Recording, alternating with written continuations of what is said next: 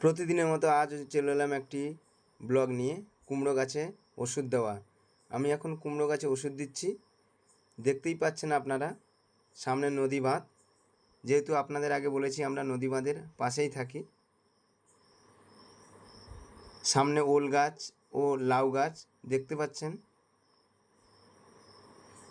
এবং সামনে ভেন্ডি বাগানও আছে ছোট।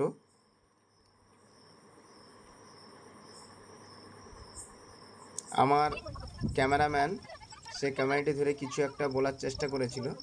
যাই হোক, আমি অনেক দূরে ছিলাম, তার আওয়াজটা শোনা যায়নি।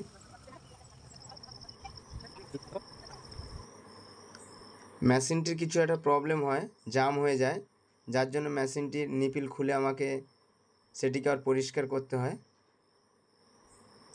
পরিষ্কার করা হয়ে গেল, আবার চালু করে দিলাম আমি সেই ওষুধ দেওয়া। প্রতিদিনের মতো